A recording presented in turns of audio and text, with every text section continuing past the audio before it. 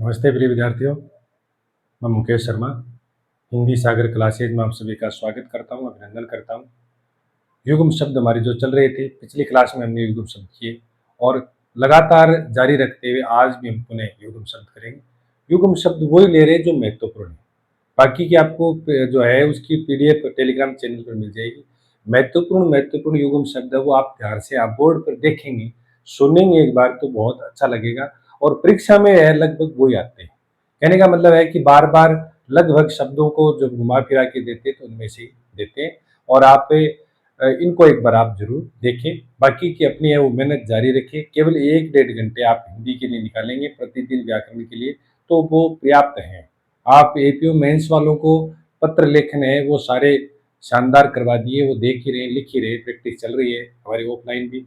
और निबंध की आज से लोकोक्तियों के मुहावरे की प्रैक्टिस ऑफलाइन टेस्ट चलेगा। कहने का मतलब है कि ऑफलाइन जो गतिविधियां चल रही हैं, जो हमें जो टेस्ट के रूप में जो करवा रहे हैं, वैसे ही ये युग्म शब्द आप यहाँ से पढ़े, फिर इनके क्या होंगे, टेस्ट होंगे। तो युग्म शब्द की ओर चल रहे हैं। आज जो युग्म शब्द है वो देखना कि असक्त और आसक्त, ये बहुत बार आ चुके हैं। असक्त और आसक्त, असक्त दो शक्त कहने का मतलब शक्तिशाली, असक्त मानी निर्बल या कमजोर। और असक्त का अर्थ होता है स्लेट वाला सहज है तो इसका अर्थ होता है उदासीन। असक्त और असक्त दोनों असक्त है। अगर स्लेट वाला दंते से आ जाए तो क्या हो जाएगा, उदासीन। और तालव्य से आ जाए तो क्या हो जाएगा, निर्बल। फिर आगे बढ़ते हैं तो एक है अलग। अलग का अर्थ होता है बाल। अलग यानी बाल, अलिक यानी ललाट। ये ललाट जो होता है उसको अलिक कहते हैं, अलिक और अलग। फिर देखो असक्त का अर्थ होता है, आप देखो असक्त और आसक्त, ये तो जो असक्त असक्त, अब असक्त का मतलब उदासीन, वही अर्थ है। फिर आसक्त का अर्थ देखना मोहित, मैं उन्होंने मुझे आसक्त कर लिया यानी मोहित कर लिया, आसक्त हो गया यानी बोलते हैं अपन मोहित हो गया। यानी असक्त और आसक्त दोनों में स्लेट वाला है, एक में ए एक में आ है। ए का मतलब उदासीन, आ का मतलब मोहित करने वाला। फिर देखो अश्व और अश्व थोड़ा अंतर है, यानी मैं और वह का अंतर है। जहां वह आ जाए तो घोड़ा होता है, मैं आ जाए तो पत्थर होता है। देखो पै इसलिए है कि पै पै बे बे में मैं आता है, पै फै बे भे मैं, ऐसे बोलते पै फ ब भ मैं, यानी मैं आता है तो पत्थर, अश्व यानी पत्थर, अश्व यानी घोड़ा, ऐसे याद रख लें अश्व और अश्व। फिर देखो उपल और उत्पल। उपल का मतलब होता है पत्थर और इसमें तय लग जाएगा, इसमें आधा तय लग जाएगा, इसका मतलब होता है कमल। नीलोत्पल हम बोलते भी हैं, यानी कमल के लिए क्या बोलते हैं, नीलोत्पल। तो ध्यान रखना कि उत्पल आ जाए तो कमल और उपल आ जाए तो पत्थर। एक उपला आता है वो होता है कंडे, यानी सूखा हुआ गोबर के जो कंडे होते हैं उनको उपला बोलते हैं।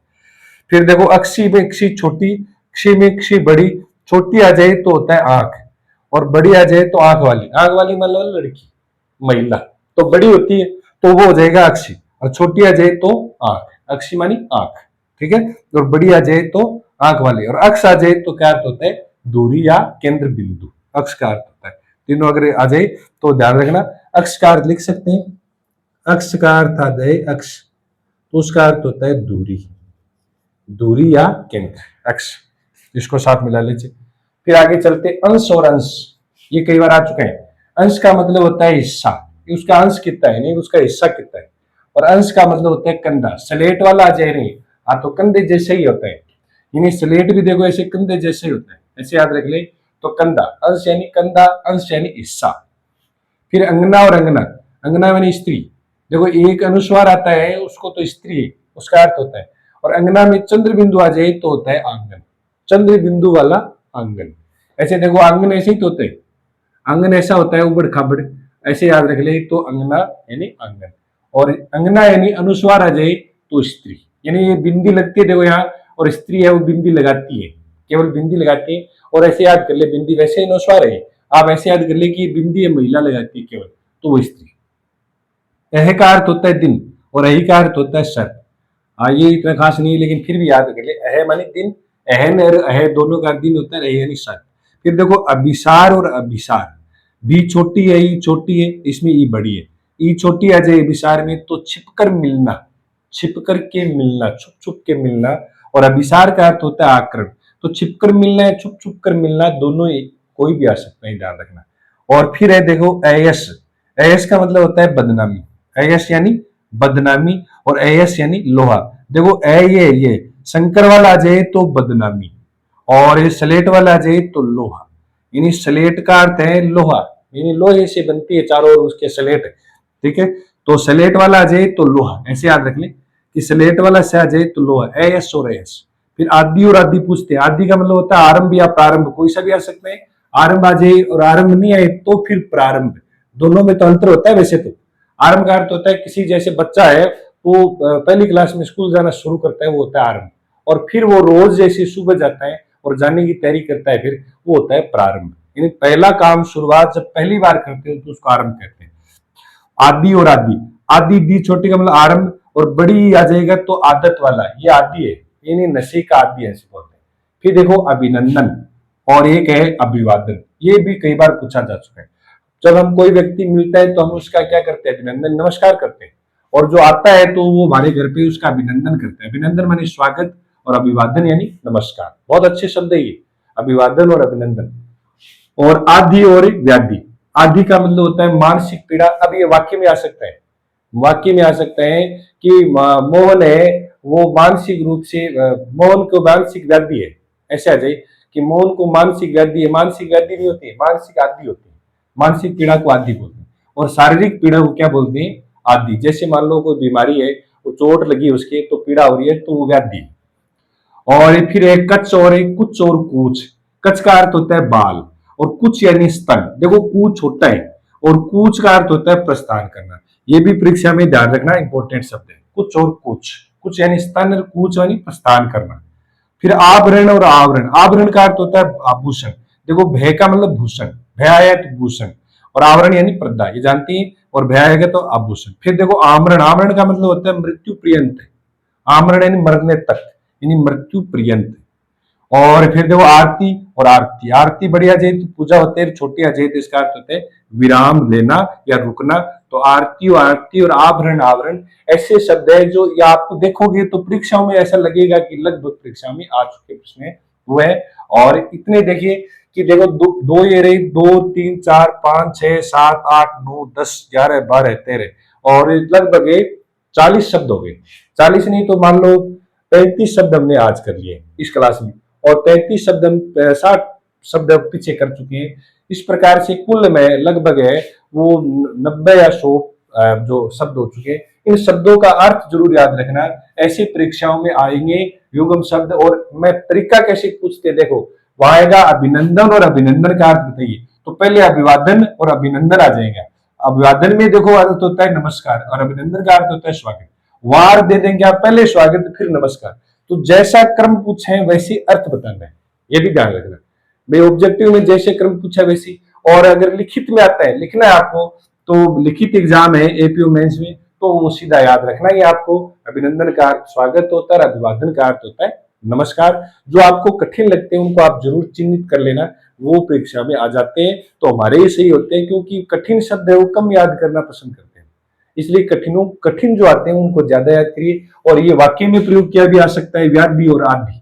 आदि मानसिक पीड़ा कहते हैं, और शारीरिक पीड़ा चोट होती है तो उनको क्या कहते हैं, व्याधि कहते हैं। इन शब्दों को हम और भी हम लगातार देख रहेंगे, आगे और भी शब्द हम पढ़ेंगे, चलते रहे अगले आगे जो हम पढ़ेंगे अभी। और पहले आप इनका स्क्रीनशॉट ले लें और फिर आगे की ओर बढ़ रहे हैं, इनका स्क्रीनशॉट लें। तो और युग्म शब्द हम पढ़ेंगे। देखिए ये 2 युग्म शब्द है, ये वैसे तो यहां तक पढ़ेंगे एक साथ। देखो उपादान का अर्थ होता है सामग्री, उपादान यानी सामग्री। उपधान यानी तकिया, ये पूछा जाता है, ध्यान रखना। उपधान यानी तकिया, उपादान यानी सामग्री। अपिधान यानी ढक्कन, ये इंपॉर्टेंट है। अपिधान ढक्कन, अपिहित मानी ढका हुआ। अपिधान से अपिहित यानी ढक्कन से ढका हुआ, ऐसे याद रखना। अभिधान यानी नाम, ऐसे पूछ सकते हैं। सुंदर है परिधान, सुंदर है अभिधान। अभिधान का अर्थ क्या है, तो अभिधान का अर्थ पूछा गया, यानी परिधान मानी वस्त्र, अभिधान मानी नाम, तो अभिधान वाला याद रखना। फिर देखो कथा और कंथा, कथा का मतलब होता है कहानी, जब कोई कहानी है उसके लिए बोलते हैं कथा। और कंथा का अर्थ होता है गुदड़ी, कंथा का अर्थ क्या होता है, गुदड़ी होता है, गुदड़ी। कंथा और कथा, कथा और कंथा। फिर देखो कर्ण और कारण, कर्ण का अर्थ होता है कान, कर्ण यानी कान। फिर कर्ण का अर्थ है साधन, कर्ण हम कारक चिन्ह पढ़ते हैं तो कर्ण यानी साधन। फिर देखो कुल और कूल, कुल का अर्थ होता है वंश भी कहते हैं और सब भी कहते हैं, संपूर्ण सभी, सभी के लिए भी कुल आता है। और वंश जो होता है कुल में जन्म लिया ऐसे वंश भी आता है। और कूल का अर्थ होता है किनारा, जैसे नदी बहती है ये कूल है, यहाँ एक किनारा है, इसको कूल कहते हैं।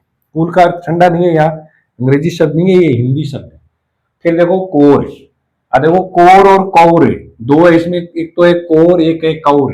कोर का मतलब किनारा, कोर का मतलब क्या होता है, किनारा, किनारा होता है। और कौर का अर्थ होता है ग्रास, जैसे हम कोर लेते हैं ना मुंह में, ग्रास ग्रास लेते हैं, वो निवाला, उसको कौर बोलते हैं, निवाले को मतलब ग्रास। यानी कोर शब्द है वो निवाले के लिए आता है या ग्रास के लिए आता है। फिर देखो कृतज्ञ और कृतघ्न, उपकार मानने वाला वो कृतज्ञ होता है और उपकार नहीं मानने आता है उसे कृतघ्न कहते हैं। ये घ है, ध नहीं है, कृतघ्न। क्या बोलते हैं, कृतघ्न और कृतज्ञ, ये याद रखना, कृतज्ञ और कृतघ्न, कृत धन नहीं कृत घन है, उन्हें याद रखना। और ग्रह और गृह में तो पता ही है, ग्रह का अर्थ होता है नक्षत्र और गृह का अर्थ होता है घर, घर के लिए गृह आता है। और जो तारों के लिए, अन्य के लिए वो क्या आता है, ग्रह होता है। गृह प्रवेश नहीं होता है इसलिए गृह प्रवेश होता है, याद रखना गृह। और ग्रंथि थी छोटी आ जाए, इसका अर्थ होता है गांठ, शरीर में ग्रंथियां होती है गांठ। और देखो ग्रंथि में थी बड़ी आ जाए, ग्रंथि में थी बड़ी आ जाए तो सिखों का पुरोहित, यानी सिखों के जो जो रचनाएं होते हैं उसको पढ़ने वाला, उसको ग्रंथि कहते हैं, ग्रंथि, ग्रंथि बड़ी थी। और चप्पल और चपला इंपोर्टेंट है, चप्पल का अर्थ होता है चंचल, यानी चप्पल जो होती है वो चंचल, चप्पल जो होती है वो चंचल ही होती है, चलती है। और चपला यानी बिजली, चपला यानी बिजली, छपा और चपला बिजली को कहते हैं। तो चपला का अर्थ है बिजली, चपला का अर्थ होता है बिजली, चप्पल का अर्थ होता है चंचल, चप्पल का अर्थ है चंचल, चपला का अर्थ है बिजली, ऐसे याद करें। चप्पल यानी चंचल, चपला यानी बिजली, अर्थ ऐसे याद करें। और चिर और चीर, चिरंजीवियों में चिर ऊपर वाला आता है, सदैव जीवो तुम, चिरंजीवी जीवित रहो। और चीर का अर्थ होता है वस्त्र, चीर अरण्य बोलते हैं तो उसमें चीर वही होता है। और चिर का अर्थ होता है सदैव। तो बड़ी ई का अर्थ होता है वस्त्र, छोटी ई का अर्थ होता है सदैव। फिर देखो जगत में एक में तय पूरा है, एक में तय अनंत है। तो तय पूरा है उसमें अर्थ होता है कुएं की मुंडेर जो होती है, यानी कुएं का चबूतरा जो होता है जहां पानी भरते हैं। और जगत में आधा तय लगेगा, आधा अनंत तय आ गया, तब अर्थ होता है संसार। क्या अर्थ होता है, संसार। और फिर देखो दिन और दीन, और दिन का अर्थ और दिवस और दीन का अर्थ होता है गरीब या कंगाल गरीब। वैसे कंगाल गरीब उनमें भी अंतर है, जो हम अलग से, वो अलग टॉपिक है उसमें। तो दिन का अर्थ है दिवस और दीन का अर्थ है गरीब। फिर देखो दीवा, दीवा का अर्थ है दिवस और बड़ी ई आ जाए, नहीं यानी दीवा में दी ई छोटी है, देखो दी छोटी है तो दिवस हो जाएगा। और गरीब है वो दिन से भी बड़ा होता है, गरीबी बहुत कठिन होती है, तो दी बड़ा ई बड़ी आएगी। और दीवा का मतलब होता है दिन, और दीवा का अर्थ होता है दीपक, यानी बड़ी ई है तो छोटा दीपक, उल्टा याद कर ले। और बड़ी छोटी है तो दिन बड़ा, तो छोटी आ जाए तो अर्थ होता है दी में, दीवा का अर्थ दिन होता है या दिवस होता है, दिन लिख दो या दिवस कह दो, एक ही बात है। और दीवा का अर्थ होता है, एक तो दीवार एक है दीवा, दीवा का अर्थ है दीपक। देखो एक है दूती, एक है दूती, एक है दूती, दूती का अर्थ होता है चमक, और दूती का अर्थ है संदेश वाहिका, दूती आती थी, दूती दूती का ही होती थी, तो ऐसे अर्थ है दूती बड़ी आ जाए, संदेश वाहिका यानी वो बड़ी होती है संदेश वाहिका, वो क्या बता संदेश कैसे कैसे संदेश, बड़े बड़े संदेश लेती है। और दूती यानी चमक, और चमक का नाम ही छोटा रूप है चमक, ऐसे याद रखना।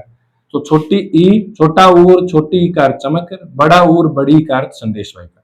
अब देखो देव में एक मात्रा आ जाए एक ही, तो देव का अर्थ है देवता, और देवता कह सकते हैं, कल हमने पीछे पढ़ा था निर्जर और निर्जर, निर्जर का अर्थ भी देवता, इसमें भी अभी आ गया। और एक पढ़ा था अजर और अजीर, अजर का अर्थ भी देवता और देव का अर्थ भी देवता। और देव का अर्थ होता है भाग्य, ये देव दो मात्रा लग जाए तो उसका अर्थ है भाग्य। और निर्जर का अर्थ भी देवता, और अजर का अर्थ भी देवता, और अजर का अर्थ होता है जो कभी बूढ़ा नहीं होता है, ठीक है। और निर्जर का अर्थ है देवता, निर्जर जया जय उसका अर्थ है जलना, निर्जर यानी जलना। तो ऐसे देखो इन शब्दों को हम सीखते आ रहे हैं कि युग्म शब्द है वो कैसे पूछे जा सकते हैं, कैसे इंपॉर्टेंट है, कौन कौन से इंपॉर्टेंट है, वो मैं आपको लिखा रहा हूँ। युग्म शब्दों की क्लास हमारी एक और होगी। आज हमने जो युग्म शब्द पर जो शब्द पढ़े वो बहुत ही इंपॉर्टेंट और महत्वपूर्ण है, इनको आप कॉपी में लिख लें, एक बार इनका स्क्रीनशॉट ले लें और अपनी कॉपी में लिख लें। ये सदैव काम आने वाली बात है, कोई भी आप कंपटीशन एग्जाम देंगे सब में ये काम आएंगे, सब में, चाहे आप मेंस का दे रहे हैं चाहे आप सामान्य दे रहे हैं। ऑब्जेक्टिव टाइप का है, चाहे वो डिस्क्रिप्शन में है या लिखना हो, चाहे डिस्क्रिप्टिव होगा यानी लिखित होगा उसमें भी काम आएगा, और ऑब्जेक्टिव आएगा उसमें भी काम आएगा। बहुविकल्प में भी बहुत शानदार है, ऐसे शब्द है वो आएंगे आते, और मैंने कहा तरीका बदल देगा पूछने वाला, तरीका देखेगा कि दीवा और दीवा का अर्थ बताइए, फिर वहां अर्थ देगा नीचे दीपक और दिन, पूछा गया ऐसे कि दीवा और दीवा, और अर्थ देगा पहले कौन सा, दीपक और दिन, तो वो सही नहीं करना है, दिन और दीपक वाला है। जो क्रम पूछा गया, पहले दीवा का पूछा गया तो दिन बताना है, फिर दीव ई बड़ी का पूछा गया तो दीपक बताना है। वो वहां ध्यान रखना है कि पूछा कैसे जा सकता है, किस प्रकार से आ सकता है। जैसे मान लो यहाँ दीवा दे दिया कि दीवा और दीवा का अर्थ है, अब नीचे विकल्प वो सही होगा जिसमें दीवाकार दीपक है, दीवाकार दिन है, वो क्रम सही होगा। पहले मान लो दिन आ जाए, बाद में दीपक आ जाए, वो क्रम सही नहीं माना जाएगा। ऐसे प्रश्नों पर भी हमें ध्यान रखना है। और ये क्लास इस प्रकार से जो हमारी जारी रहेगी, मैं पुनः कह रहा हूं कि एपीयू मेंस के सिलेबस पूरा होगा, उनके टेस्ट हो जाएगा, क्योंकि अभी उन्हीं में लगे हुए हैं। क्योंकि मैंने हाँ कर देता हूं मैं कई बार कि मुझे एक कोर्स करवाना है तो उतना मैं करवा के रहता हूँ, फिर मैं मन लगा के काम करता हूँ, उनका पूरा हो जाएगा या पूरे टेस्ट हो जाएंगे, उसके बाद विधिवत व्याकरण हमारी चलेगी। निश्चिंत रहे, आप यूट्यूब पर सब पढ़ाएंगे, ऐसा कुछ नहीं है कि एक बीच बीच में टॉपिक आएंगे। सब संज्ञा, सर्वनाम, विशेषण, क्रिया, संधि, पर्यायवाची, विलोम, सब मुहावरे, लोकोक्तियां सब हम करवाएंगे बोर्ड से, और सब आप लिखेंगे, ये महत्वपूर्ण है। उसके अलावा अन्य कंपटीशन एग्जामों में प्रश्न आते हैं, वो भी आपको करवाएंगे, आए हुए वो भी करवाएंगे आपको पीछे वाले, कि ये देखो ऐसे आए हुए, और इनमें से बहुत सारे शब्द है वो आए हुए शब्द भी करवाने हैं, क्योंकि लगभग बहुत सालों का अनुभव है, पता है कि कौन से प्रश्न आते हैं और कौन से प्रश्न शब्द है वो नहीं आते हैं। तो इन प्रश्नों को आप नोट कर लें और आप लगातार पढ़ते रहें, आपकी तैयारी बहुत बेहतर है। केवल आपको लगातार पढ़ना है, अपने पर विश्वास करना है, कंटिन्यूटी बहुत जरूरी है। आप किताबों के पीछे और अपने नोट्स के पीछे और जिस चैनल से आप पढ़ रहे हो उसके पीछे आप ऐसे मान लो कि वो जो पढ़ रहे हैं उसके पीछे पागलपन होना चाहिए। किताबों का पागलपन, नोट्स का पागलपन, सारा रात दिन वो पढ़ना, उनमें टाइम मैनेज करना, नींद भरपूर लेना, खाना समय पर खाना, खुद को आपको दर्पण के सामने खड़े होकर आंकना कि मैं क्या हूँ, क्या बन सकता हूँ। ये खुद आप अपने खुद को आंक लेना वहां कि मैं क्या हूँ और क्या बन सकता हूँ, मेरे जैसे और लोग क्या बन गए, तो मैं क्यों नहीं बन सकता। मैं कोई कमजोर थोड़ी हूँ, कमजोर कोई नहीं होता है। यानी कहने का मतलब कम से कम नंबर आए एकेडमी में वो भी होशियार होता है, सिलेक्शन हो जाता है, और ज्यादा से ज्यादा नंबर आया वाला रह जाता है। बस आपको लगातार पढ़ना है, कंपटीशन एग्जाम ही अलग है। यानी कहने का मतलब है ये नेट पीएचडी किया हुआ व्यक्ति वो नहीं निकाल सकता, वो और वो भी निकाल सकता है तो वो सामान्य जो व्यक्ति है जो पहली बार ग्रेजुएशन किए या बीए किए, या मान लो वो उन्होंने बीएससी किया है, एमकॉम किया है, बीकॉम वो जो एमए किया है, तो वो भी निकाल सकता है। इसमें वो नहीं है कि एकेडमिक का कोई ज्यादा योगदान है, ऐसा नहीं है।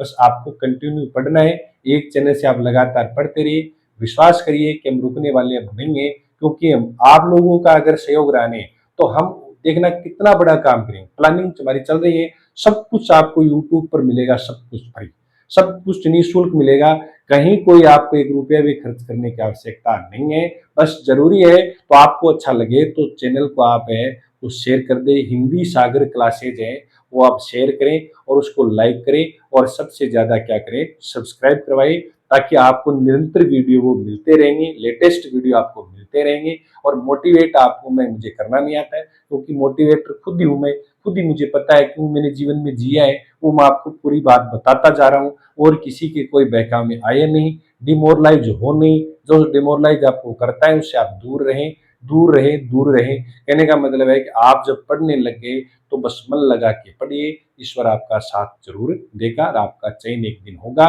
वो समय आएगा तब अपने आप हो जाएगा। हो सकता है साल लगे, 2 साल लगे, 3 साल लगे, 6 महीने में हो जाए, लेकिन आपको लगातार मेहनतें करनी होगी। आज के लिए इतना ही है। जय हिंद, जय भारत।